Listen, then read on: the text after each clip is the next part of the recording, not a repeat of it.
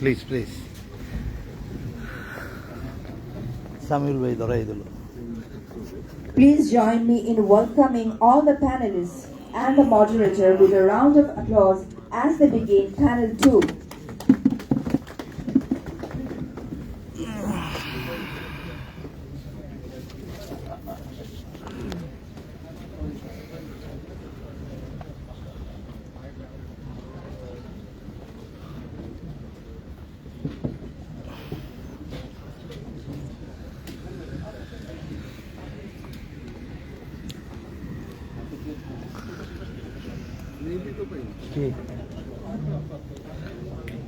রবি না গ্রামে না বাংলাদেশ? রবিতে পাওয়া যায় না, অনেক প্রবলেম হয়।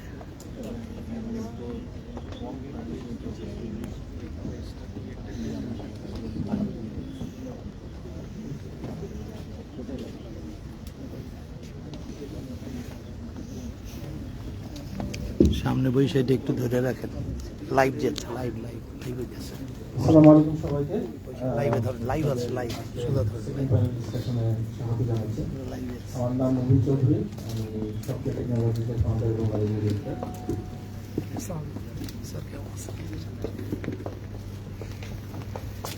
তো আজকের এই সেকেন্ড প্যানেল ডিসকাশনে আমরা মূলত দেখব যে আমাদের যে প্যানেল মেম্বার যারা আছে তাদের কাছ থেকে আমরা একটু বোঝার চেষ্টা করব যে বাংলাদেশ আসলে আগামী 5 থেকে 10 বছরে কিভাবে সামনের দিকে আগাচ্ছে, কোন কোন ফ্যাসিলিটি, কোন কোন অপরচুনিটি আমরা কাজে লাগাতে পারি এবং কিভাবে বাংলাদেশের গুলা থেকে আমরা বেনিফিট হতে পারি, কোন ধরনের চ্যালেঞ্জ আমরা ফেস করছি।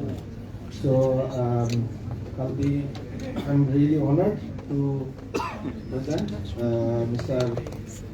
Engineer Farooq Amjad Khan, MD and CEO, ADN Semiconductors, Mohammad Asaduzzaman, Director, Enterprise Business at Zintech, Tastuba Ahmed, Managing Director and CEO, Cloud Convoy, Mohammad Samiul Islam, Managing Director and CEO, Ubic Corporation Limited and IT Tech PLC, Mohammad Shuman Khan, Managing Director and CEO, Next Gen Innovation Limited. তো নিয়ে কথা না বাড়িয়ে আমরা main ডিসকাশনে আমরা চলে যাই। তো প্রথমে just to set the tone of the total session, আমার প্রশ্ন থাকবে আসাদ ভাই, তাসলিমা আপু এবং সামিল ভাইয়ের কাছে। খুব শর্টলি, কুইকলি, লাইক 30 to 40 সেকেন্ডের ভিতরে, যে আসলে ওয়ার্ল্ড তো কারেন্টলি প্র্যাকটিক্যালি গত 2 বছরে আমরা সিগনিফিক্যান্ট চেঞ্জ আমরা দেখতে পাচ্ছি, যে মূলত হচ্ছে AI, deep tech, digital infrastructure, এগুলোতে একটা সিগনিফিক্যান্ট চেঞ্জ আসছে। তো বাংলাদেশের জন্য আসলে কোন ট্রেন্ডটা ফলো করলে বাংলাদেশ সবচাইতে বেশি ইম্প্যাক্টেড হবে from positive perspective?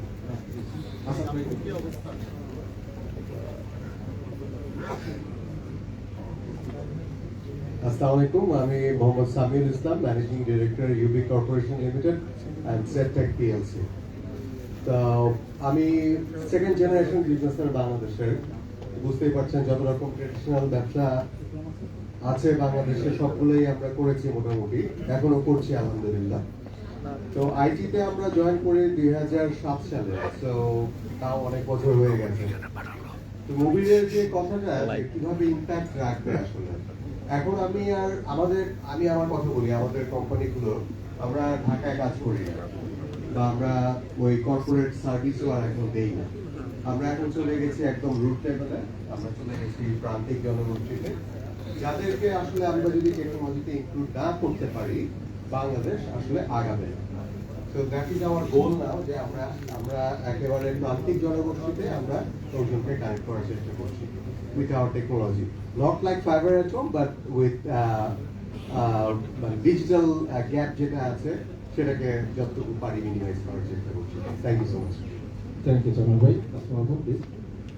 So you want to know about which trend we can... What sort of global trends Bangladesh should follow to be most impacted positively? So global trend আগে আমরা আসলে we try to follow the global trends, but when we actually get into the work, then we don't find that infrastructure where we can move easily. So in that case, আমরা যখন যে আপনি যেটা বললেন আপনার প্রান্তিক জনগোষ্ঠীকে ইনক্লুশন করার কথা, সো আমি তো চাইলেই প্রান্তিক জনগোষ্ঠীকে ইনক্লুশনের জন্য আমার কোন জায়গাটাতে প্রথমে I have to make that little changes, which is when they are young. So in a lot of countries, IT inclusions or AI educations, they're getting it from school, like kids from class, grade 3, 4, they're getting the taste of it. How does that work? এখন আমি হঠাৎ করে একটা university স্টুডেন্টকে computer science পড়াই 4 বছর ও বের হতে হতে his degree and whatever he learned already, like it doesn't come into that when it goes to the execution, it doesn't work anymore. So yeah, can we just start from the beginning? That's how we can make that change. So start from the very basics. Yeah. Okay so Asad ভাইয়ের কাছে আমার প্রশ্ন, সেই প্রশ্নটাই যে আমরা আসলে কোন গ্লোবাল ট্রেন্ডটা বাংলাদেশ ফলো করা উচিত? সো প্রিসাইসলি যদি আমি বলার চেষ্টা করি, যেটা মনে করি যে ক্লাউড অ্যাডপশন ইনফ্রাস্ট্রাকচার যেটা ফেলিসিটি বিল্ড আপ করছে, এক্সেপ্টিকের পক্ষ থেকে আমাদের একটা ইনভেস্টমেন্ট আমরা যেটা বলি, তো আজ একটা গ্রুপ থেকে ইনভেস্টমেন্টে আমরা ক্লাউড ইনফ্রাস্ট্রাকচারের দিকে যাচ্ছি। সো এই যে B2C-কে ইনক্লুশন করার জন্য যে সফটওয়্যারের অ্যাডাপ্টেশনটা দরকার, যখন কনজিউমার যখন ইউজ করবে সেটাকে তো কোথাও একটা প্ল্যাটফর্মে দিতে হবে। আমি মনে করি precisely cloud. And second global trend যেটা হচ্ছে যে ফিনটেক ইনক্লুশন।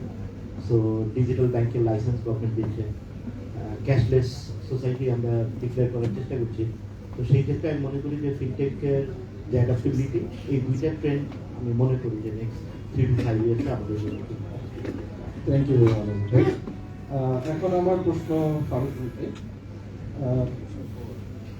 অন্তর্বর্তীকালীন যে সরকার আসছে তারা কিন্তু এসেই একটা কিন্তু সেমিকন্ডাক্টর ইন্ডাস্ট্রি নিয়ে তারা কিন্তু বেশ একটা কথাবার্তা বলছে। বাংলাদেশ এই সেমিকন্ডাক্টরের যে বেসিকটা সেটাতে ওঠার চেষ্টা করছে। এখন being a very active person in the semiconductor industry, আপনার অপিনিয়ন অনুযায়ী যে বাংলাদেশ কি আসলেই মানে সেমিকন্ডাক্টরে একটা পাওয়ার হাউস হয়ে ওঠার কি সম্ভাবনা আছে? ধন্যবাদ আপনার প্রশ্নের জন্য। এখানে অনেকগুলো ফ্যাক্টর অ্যাকচুয়ালি আছে আপনার প্রশ্নে। তো আমি ফার্স্টে আগে যেটা ছিল যে কোন ট্রেন্ডটা এখন বাংলাদেশে, সেটা সম্বন্ধে মানে কোন which international trend which should follow. এখন বিদেশে তো প্রচুর ট্রেন্ড আছে টেকনোলজিক্যালি, সো মেনি ট্রেন্ডস করে। এখন আমরা কোন ট্রেন্ডটা আমরা ইজিলি করতে পারি, এবং সেটা দেখতে গেলে একটা শর্ট যেটা সবাই ফিল করছে যে আমাদের এনাফ রিসোর্স নেই, ম্যান পাওয়ার নেই। সফটওয়্যার করবেন যেটাই করেন না কেন, আপনার স্টুডেন্ট যারা আছে, যে by the time they graduate they don't have enough skill already. Usually বাইরে ইন দ্য 17-16 এই বয়সেই অনেক কিছু করছে, অনেক বড় বড় কোম্পানির সিইও হয়ে যাচ্ছে। So this is a big gap. In our last panel আমাদের সম্মানিত প্রফেসর সাহেবরা ছিলেন, ওনারা কি আছেন কি না এই জন্য I just wanted to ask them, তাদের এখন যে capacity of students like for computer science or Tripoli, এটাকে যদি ডবল করতে হয় তাহলে কতদিন সময় লাগতে পারে? Unless we have enough man power, young man power coming out of university, অন্য ট্রেন্ডগুলো ফলো করে কিন্তু লাভ নাই। আপনি ট্রেন্ডগুলো কাকে দিবেন? সেকেন্ডলি যেটা আপনি বলছেন যে এই সরকার বলছে semiconductor is a vast field, we been working on it for the last 5-6 years, এবং সামহাউ বিকজ অফ এআই সবাই যেটা বলছে যে এআই এর জন্য জব কমে যাবে। আমি বরঞ্চ দেখছি, আপনি ফর এক্সাম্পল একটা ট্রাকের এক্সাম্পল যদি থাকে, একটা ট্রাকে ট্রাক ড্রাইভারের চাকরি যাচ্ছে, কিন্তু ট্রাকটা তৈরি করার জন্য যে ডিভাইসগুলো দরকার সেখানে অ্যাটলিস্ট ফিউ হান্ড্রেড সেমিকন্ডাক্টরস আছে, এবং সেই সেমিকন্ডাক্টর বানানোর জন্য কয়েক হাজার ছেলেরা কাজ করছে। আমার কোম্পানিতে একটি ছেলে আছে যার একটা টিম আছে, he is about 30 and he gets 5 lakh টাকা স্যালারি। 30 বছরের একটা ইঞ্জিনিয়ার 5 লাখ টাকা এক্সট্রি হাই আছে, এবং তার যে নিচের লেভেলের লোক পাওয়া খুবই কঠিন। এবং সে ওই চিপই বানায়, কোনো একটা চিপের কোনো একটা সামান্য অংশ সে ডিজাইন করে। তো বেসিক্যালি এই যে হিউজ এআই আসাতে এত কিছু হচ্ছে, তার যে হিউজ এগুলোর জন্য সব ইলেকট্রনিক ডিভাইসেস লাগবে। All the things that AI replaces have to be having embedded devices. এই ডিভাইসগুলো তৈরি করার জন্য, ডিজাইন করার জন্য লক্ষ লক্ষ ইঞ্জিনিয়ার দরকার, এবং সেটা that thing Bangladesh can do. আরেকটা হচ্ছে এই গভর্নমেন্ট কি করছে, এই government actually is doing nothing, they are trying something. তারা করতে চায় কিন্তু করাটা খুবই কঠিন। আমাদের দেশে যে কয়টা বলুন যে আইটি পার্ক হয়েছে, সেগুলো এমনই লোকেশনসগুলোতে তৈরি যেখানে কোনো পাস করে ইঞ্জিনিয়ার বা এমবিএ করে ইয়াং ছেলে সেখানে চাকরি করতে যাবে। So all the IT parks are lying idle, and I think they are also planning 64 IT park. তার থেকে যদি আমার মনে হয় যে ইউনিভার্সিটিগুলোর মধ্যে আইটি পার্ক করা হয় তাহলে অনেক better, universities can do much better. এখন that's in short. Thank you ভাই। এবার আসাদ ভাইয়ের কাছে আমার প্রশ্ন যে আজিয়াটা তো আইটি ইকোসিস্টেমটাকে কানেক্ট করা এবং স্ট্রেংথেন করার কাজে তাদের ইনভেস্টমেন্ট করছে। তো আসলে অপরচুনিটিটা কি দেখছে, দ্যাটস নাম্বার ওয়ান, যে what's actually option them to invest এবং what sort of challenges they are actually facing. 2 মিনিটের মধ্যে। So, as you know that Azeta Group ASEAN regione একটা বড় কংগ্লোমারেট। তো 12টা দেশে এদের অপারেশন। বাংলাদেশের অ্যাসপেক্টে আপনার সাথে যখন কথা হচ্ছিল আমার ইনভেস্টমেন্ট অ্যাসপেক্টে, তো ইনভেস্টমেন্ট অ্যাসপেক্টে অলরেডি প্রায় টেলকোর বাইরে আপনি দেখবেন গ্লোবালি এখন সবাই টেলকো থেকে টেককো দিকে মুভ করছে, কারণ they have build up the infrastructure already, right? And বাংলাদেশে 18 কোটি সিম বিক্রি করা শেষ, সেটা globally, right? So business is getting saturated. So what would be the best investment next? So next is the ICT. এই থেকেই আসলে 2012 থেকে আজ একটা গ্রুপ একটা ইকোসিস্টেম বিল্ড আপ করার চেষ্টা করছে। তো সেইখানে আমি যদি এখন ইনভেস্টমেন্ট অ্যাসপেক্টে কথা বলি, কিছুদিন আগে উপদেষ্টারা আজ একটা গ্রুপে গিয়েছিলেন, তো সেখানে কিন্তু ডাটা সেন্টার ইনভেস্টমেন্টের জন্য করেছে।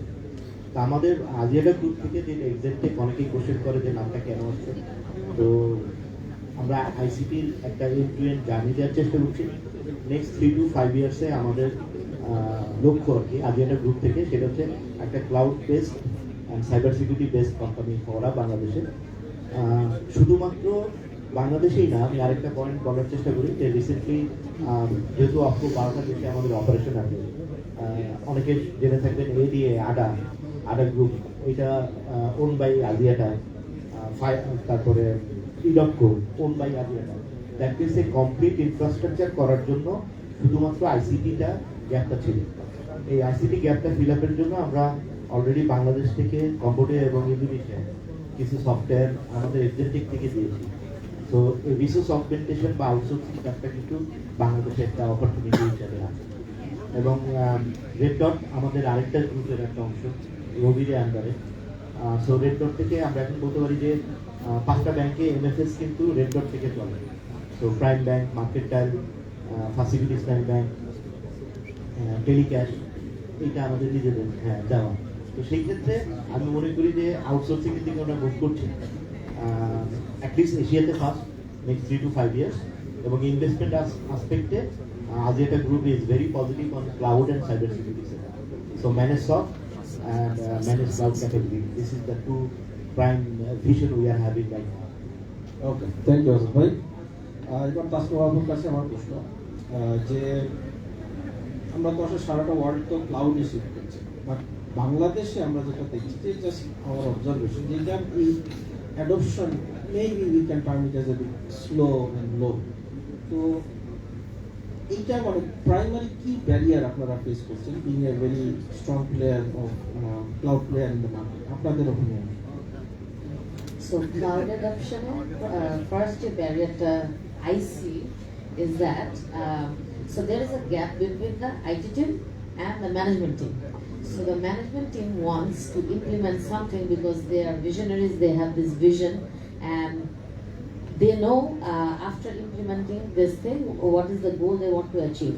But IT team এর কাছে vision টা নাই. So I have seen a very renowned conglomerate in Bangladesh. I will not name it. So, another IT team head is working there since like 27 years in the same company.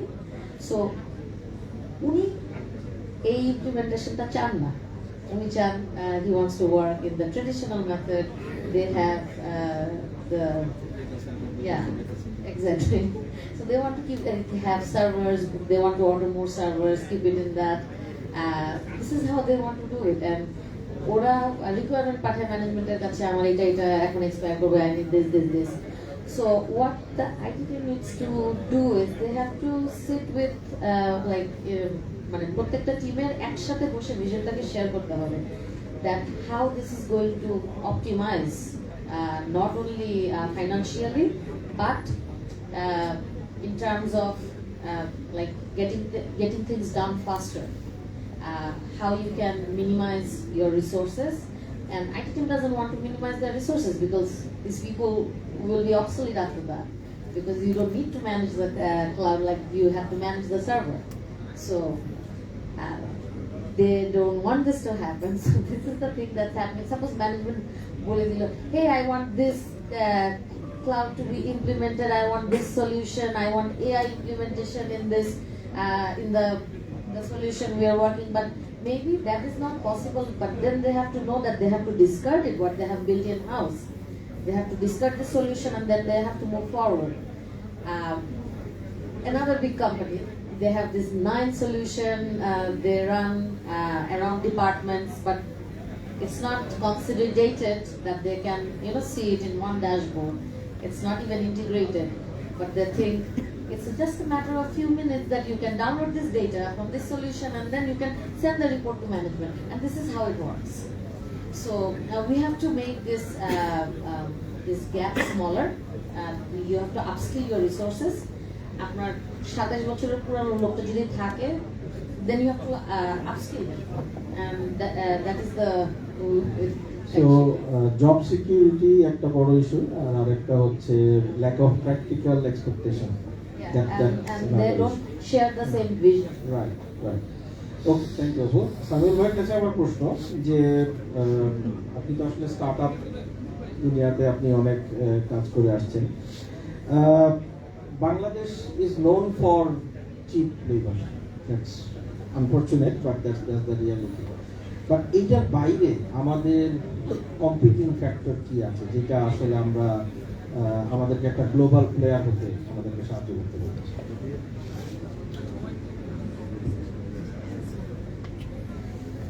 বলবো? জি please. আচ্ছা, ইংরেজিতে না বাংলায়? বাংলায় বলুন। শুনো, ঘটনাটা হচ্ছে কি, আসলে মুভির আমার স্কুলের ছোট ভাই, তো আমি তুমি করে বলি ওকে। স্টার্টআপ মানে it's a buzzword now. It's a স্টার্টআপের মিনিংটা কি আমরা আসলে জানি কিনা আমরা ওইটাও কিন্তু শিওর না। What is called startup? একটা পানগিরির দোকানও কিন্তু নতুন নিয়ে, that is also a startup. But actually what startup means is that scalability, যেটাকে তুমি ধাপ বাড়ায় ফেলতে পারবা। তো বাংলাদেশে কোথায় ওই ইউনিকর্ন কোথায়? তুমি মানে আমরা কথায় আরেকটা দেশকে গালি দিয়ে দিই বা আরেকটা জনগোষ্ঠীকে একটা পচায় ফেলতে চেষ্টা করি। তুমি জানো আরেকটা দেশে কত ইনভেস্টমেন্ট হয়েছে স্টার্টআপে? আমাদের এখানে এখন পর্যন্ত, আমি নিজে একটা startup, Ztech is a startup company. আমাদের এই স্টার্টআপ কোম্পানি 2019 সালের পরে একটা ফান্ডিং পায়নি, because we work in rural areas, এবং আমরা আমাদের profit margin is very thin, এবং আমাদের ওই মানে মনে করো যে পাই আপনারা তো ওই গরিব মানুষকে নিয়ে, ইটস নট সেক্সি না। ইটস নট সেক্সি না। হ্যাঁ, সো আর স্টার্টআপের যে সকল তোমার পলিসিস থাকা দরকার বাংলাদেশের, তা কিচ্ছু নাই, নাথিং। মনে করো ব্যবসা করতে কি, মানে আমরা যারা পুরনো ব্যবসা করি, উই হ্যাভ সিন মানে killing of business environment in Bangladesh. হ্যাঁ, মেরে ফেলা হয়েছে। বাংলাদেশে ব্যবসা করা এখন একটা তোমার কি বলবো, যুদ্ধ করার মতো অবস্থা। তার মানে ফান্ডিংটা খুবই ক্রিটিক্যাল আমাদের জন্য। ফান্ডিং তো কিছুই নেই, মানে তুমি কোন জায়গায় ফান্ডিং নিতে যাবা? বড় কোম্পানিরা আরো বড় হবে, ছোটরা মারা যাবে। হ্যাঁ, আমি তোমাকে একটা স্ট্যাটিস্টিক্স দিয়ে শেষ করতে চাই। পৃথিবীতে 87 to 86% স্টার্টআপ জড়ে যাবে। বাংলাদেশে ইট ইজ 65% স্টার্টআপ এখনো টিকে যাবে। Why is that? Yes, এই যে আপাতত বলে দিলেন, এবং ওই স্কিল আমাদের নাই এটা আমি বিশ্বাসই করি না, কারণ আমি তো গ্রামগঞ্জে কাজ করি, আমি তো দেখি ছেলেপেলেরা কি করতে পারে, তাদের কিরকম মেধা আছে। আমি এখন একটা জিনিস দেখাতে পারি আমার মোবাইলে, যেটা এআই দিয়ে করা, আমার দেশের ছেলে মেয়েরা করেছে এটা, হ্যাঁ, and it can challenge any মানে ইন্টারন্যাশনাল প্ল্যাটফর্ম। আমি এখনই দেখাতে পারি এটা। So there is no shortage of anything, just mindset দরকার আমাদের। Thank you so much. Thank you Sanjay. Suman ভাইয়ের কাছে আমার প্রশ্ন, বাংলাদেশে আসলে আমরা দেখেছি যেটা, যে আসলে আমাদের যে কোম্পানিগুলো, আমাদের ডেভেলপাররা হাই কোয়ালিটি আউটপুট দিতে তারা কিন্তু যথেষ্ট পারদর্শী। Quite a lot of cases আমরা যেটা দেখি যে ফরেন পার্টনাররা এসে যা দেন সেটার অলমোস্ট 80% ইফেক্টিভনেস, 90% ইফেক্টিভনেস আমরা কিন্তু লাইক 30-40% কস্টে নিয়ে দিই। বাট স্টিল এত কিছুর পরেও বাংলাদেশি কোম্পানি গ্লোবাল হতে পারছে না, এটার রিজনটা এটা আপনার কি মনে হয়? থ্যাংক ইউ ভাই। সো আমি সরাসরি প্রসঙ্গে চলে যাচ্ছি। যেটা বলতে চাচ্ছি যে it's not about the cost, it's about quality. So cost দিয়ে আসলে সবসময় সব জায়গায় পৌঁছানো সম্ভব না, সো কোয়ালিটিতে পৌঁছতে হবে। সো কোয়ালিটিটা ইমপ্রুভ করতে হবে। তো সেই জায়গায় সবচেয়ে বড় ইম্পর্টেন্ট হচ্ছে, আমি আমার অভিজ্ঞতা বলি। সো বিজনেস রান করতে আমি তো দীর্ঘ প্রায় 18 ইয়ার্স এই বিজনেস প্লাস জব নিয়েছিলাম। সো লাস্ট 7 ইয়ার্স যাবত বিজনেসে আছি। সো লাস্ট 7 ইয়ার্স বিজনেসে আমি লোকাল মার্কেটে কাজ করছিলাম।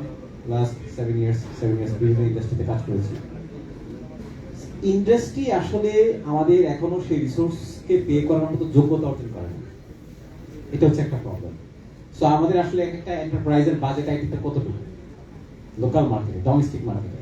এখন আপনি একটা ছেলে প্রজেক্ট ম্যানেজমেন্ট, তাকে পিএমপি সার্টিফিকেশন করাবেন, ইন্টারন্যাশনাল সার্টিফিকেশন করাবেন, তাকে ট্রেনিং করাবেন, সেটার জন্য আপনার কস্টটা কে বেয়ার করবে? The client. সো ক্লায়েন্টের কি ওই বাজেট আছে, সে তার প্রকুরমেন্ট বাজেট আছে সেটার জন্য যে আপনার রিসোর্সগুলোকে রেডি হবে? আমি মনে করি আমার কোনো সমস্যা না। আমার প্রবলেমটা হচ্ছে আমার বিজনেস মডালিটিতে প্রবলেম। আমার কোম্পানি আমি চালাচ্ছি, আমার কোম্পানির ছেলেদেরকে আমি কয়টা ট্রেনিং দিচ্ছি, কি ধরনের সার্টিফিকেশন করাচ্ছি, সেটা আসলে যেটুকু প্রয়োজন নয় বা যেটা অ্যাভয়েড করা যায় না, তার বাইরে কিন্তু আমরা থিঙ্ক করছি না। সো এটা একটা কেস। এবার মুদ্রার এপিটা যদি ওপিতে দিই আমি, ইন্টারন্যাশনাল মার্কেট। সো আমাদের আসলে কারেক্টিভ মেজার্সটা কি? কারেক্টিভ মেজার্সটা করতে হলে যেখানে আসলে আমাকে বাজেট দিবে সেখানে আমাকে যেতে হবে, যে আমাকে বেয়ার করতে পারবে সেখানে আমাকে যেতে হবে, যে আমাকে বের করতে হবে না তার কাছে যাওয়ার আমার প্রয়োজন নাই। সো ওই মাইন্ডসেটটাকে যখন চেঞ্জ করে আমি অন্যভাবে চিন্তা করলাম, then I started my own company in US. Okay, so after running 7 years of business, next is still running the like a way. Then আমি ওখানে দেখলাম যেটা হচ্ছে, সেখানে হচ্ছে আমাকে প্রাইস নিয়ে কেউ কথা বলছে না। ফার্স্ট অফ অল আসলে তোমার ওয়ার্কটা দেখি, তোমার কিছু স্যাম্পল ওয়ার্ক দেখি, কোডটা অ্যানালাইসিস করি, এইটা দেখি ওইটা দেখি, then actually they are coming with the price something like that. So সেখানে যখন আমি মার্কেটে খুঁজতেছি ভালো লোক, কার এই সার্টিফিকেশন গুলো আছে, কার কি আছে, and I have the budget. So once the budget is there, then actually আমার ওই রিসোর্সকে আমি বলতে পারতেছি যে সেটা করতে পারছে কি পারছে না। So the situation is completely changed যখন আমি, সো যে কোনো স্টার্টআপ, ভাই যে স্টার্টআপের থিওরিটা বললো, আসলে আমি স্টার্টআপ থেকে বের হয়ে আমি যদি অন্য জায়গায় বলি, যেই বিজনেসে আসবে, যে আমাদের যে ছোট স্টার্টআপ বা যে কোনো এন্টারপ্রেনারশিপ যখন শুরু করবে, তাকে আসলে লোকালি চিন্তা না করে আসলে প্রথম থেকে শুরু করতে হবে, যে গ্লোবালি। সো আমাদের এখানে ছেলেরা বিজনেস শুরু করার আগে দেখা যাচ্ছে লোকালি একটা কোম্পানি করে, ট্রেড লাইসেন্স করে, বাট বাংলাদেশে বসে ইউএসএ একটা কোম্পানি করা 20 মিনিটের বিষয়, just a matter of 20 minutes. So একটা কোম্পানি করে, এবং বাংলাদেশিদের জন্য দেখা যাচ্ছে গ্লোবাল মার্কেটে বাংলাদেশি পাসপোর্ট দিয়ে কোম্পানি ফর্ম করা যায়। So there is a lot of opportunities. এবং সে তার ব্র্যান্ডটাকে যদি, তার কোম্পানির ব্র্যান্ডটাকে ইন্টারন্যাশনালি কোম্পানিকে প্রেজেন্ট করে দেন, সে যদি সেটাকে মার্কেটাইজেশন করে, তাহলে হয়তো সে ভ্যালুটা সে কাস্টমারের কাছ থেকে নিতে পারবে এবং সেখানে রাইট রিসোর্সকে সে ইনভলভ করতে পারবে। সো দ্যাট ইজ মাই, ভাই একটু আগে বললো যে 5 লাখ টাকা উনি স্যালারি দেন, definitely the cost is bearing by someone. Actually বেয়ারিংটা যদি আমার ইন্ডাস্ট্রি থেকে না আসে, তাহলে তো আমি আসলে ওই কস্ট করতে পারবো। Thank you. Thank you. আমরা একটু পিছায় আছি, তারপরে জিনিসটা হচ্ছে যে আমি আপনাদের সবার কাছে একটা সিঙ্গেল প্রশ্ন বলবো, যে 2030 আজকে 2025 2030-তে অ্যাজ এন ইন্ডাস্ট্রি আমরা আসলে নিজেদেরকে কোথায় দেখতে চাই ফ্রম ইয়োর রেলেভেন্ট পার্সপেক্টিভ, যে ফারুক ভাই আপনি সেমিকন্ডাক্টর পার্সপেক্টিভ থেকে, আসাদ ভাই আপনার পার্সপেক্টিভ। সো প্লিজ ফারুক ভাইকে দিয়ে যদি শুরু করি, আপনাদের উত্তরটা কষ্ট করে যদি 30 সেকেন্ডের মধ্যে সীমাবদ্ধ রাখা যায় খুবই ভালো। Thank you. 30 সেকেন্ডে তো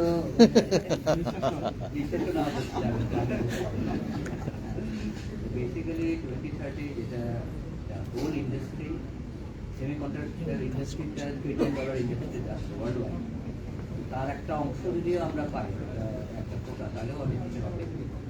what we have done is আমরা অত্যন্ত একটা কম কাজ বেছে নিয়েছি, এটাকে ভেরিফিকেশন বলে। আমরা সফটওয়্যার বানানোর পর এটা ভেরিফাই করতে পারবো। ওই ভেরিফিকেশন দিয়ে we are trying to expand. এই একটা নিশ আমরা যদি দিয়ে আমাদেরকে সুনাম অর্জন করতে পারি, then we have other engineer to do. তো let us focus on something small and big. Excellent. So, focus on specialization.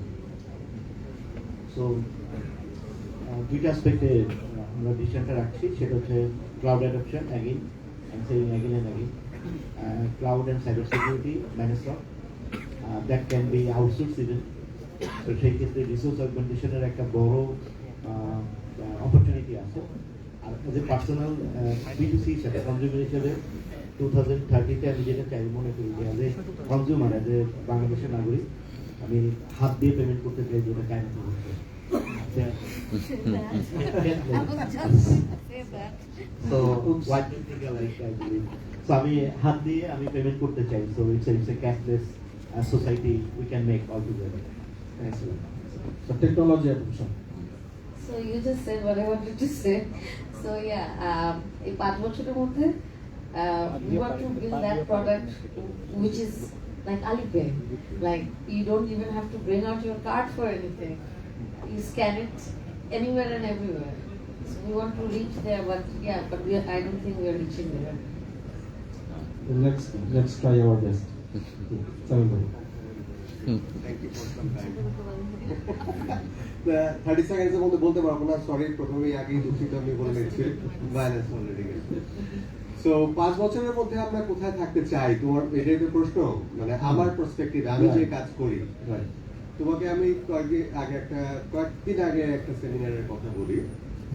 একটা বিরাট কোম্পানি, মানে পৃথিবীর one of the best company, তারা অটোমেশন নিয়ে কাজ করে। ওদের একটা সেমিনারে গেলাম, যাওয়ার পরে তারা এখন এমন পর্যায়ে চলে গেছে কাজ করার ক্ষেত্রে, তারা বীজটা পর্যন্ত এআই দিয়ে বপন করে এবং ওইটাকে তারা ওইভাবে সাইকেলটাকে নিয়ে আসতে চাচ্ছে। হ্যাঁ, সো আমরা কই আছি আর ওনারা কোথায় চিন্তা করতেছেন। তা আমি অ্যাটলিস্ট চেষ্টা করবো 5 বছরের মধ্যে যাতে আমার কৃষকরা যাতে হারিয়ে না যায়, এটুকু আমি চেষ্টা করবো। Thank you so much. Thank you. তো আমি আমার প্রেক্ষাপটে যদি বলি 5 বছর পরে আমি কোথায় যেতে চাচ্ছি, 5 বছর পরে আমি যেতে চাচ্ছি যে সার্ভিসগুলো আসলে হিউম্যান ছাড়া রিপ্লেস করা যাবে না, শুধুমাত্র আইটি না, সফটওয়্যার বানানোর ভিতরে ডিভিডেড আছে, আইটি এনেবল সার্ভিসগুলোকে নিয়ে কাজ করা, সেটা গ্লোবাল মার্কেটে। আমি স্টাডি করবো হচ্ছে, আগে আমরা বলতাম যে বাংলাদেশে কি কি প্রবলেম আছে, সেই প্রবলেমগুলো দিয়ে বিভিন্ন স্টার্ট হতে পারে, বিভিন্ন ধরনের আইডিয়া বা মাইক্রো সার্ভিস লেভেলে কিছু হতে পারে। আমি এখন স্টাডি করছি হচ্ছে গ্লোবালি বা ইন্টারন্যাশনাল মার্কেটে যেখানে পারচেজ পাওয়ার আছে, সেখানে তাদের ছোট ছোট প্রবলেমগুলো কি আছে, যে প্রবলেমগুলো অ্যাড্রেস করার জন্য প্ল্যাটফর্ম এখনো সীমিত বা কস্ট অনেক বেশি, সেটাকে কিভাবে আমি আসলে অ্যাডপ্টেশন করতে পারি এবং সিস্টেমের থ্রুতে সেটাকে সার্ভিস করতে পারি, সেটাই আসলে আমার মনে হয়। Excellent, excellent, thank you very much. আমাদের আসলে আরো অনেক কিছু শুনতে পারলে আরো ভালো লাগতো, আনফরচুনেটলি আমরা আমাদের প্রোগ্রামের শেষ পর্যায়ে চলে এসেছি। সো অসংখ্য ধন্যবাদ আপনাদেরকে, এবং আই ফিল রিয়েলি অনার্ড যে আমি এই সেশনটা মডারেট করতে পেরেছি এবং আপনাদের কথা শুনতে পেরেছি। So thank you very much. Fantastic look at the future of technology. A big thank you to our moderator and all the distinguished panelists for sharing such valuable insights. To express our appreciation, we now invite the President, Vice President and Joint Secretary of BITPN to come forward and present crests to our moderator and panel speakers as a token of gratitude. At first, we would like to honor our moderator, Mr. M.D. Munir Mahmood Chaudhary, founder and CEO, Shokrio Technologies Limited. Please give a round of applause.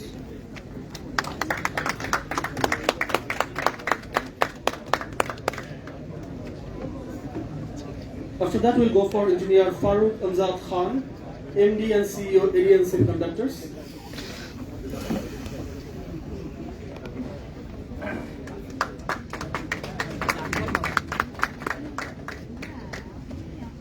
Then we would like to honor MD Asadul Zaman, Director Corporate Business at Azentec PLC, a concern of Ruby Aziata.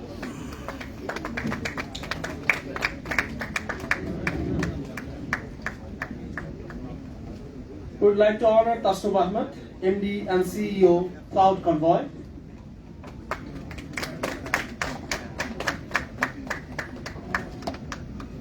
Then Mohammad Samuel Islam, MD, UB Corporation Limited.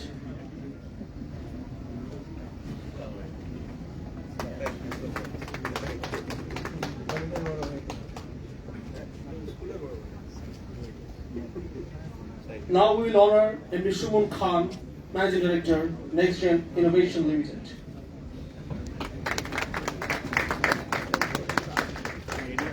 Thank you so much, honorable moderator and panelists.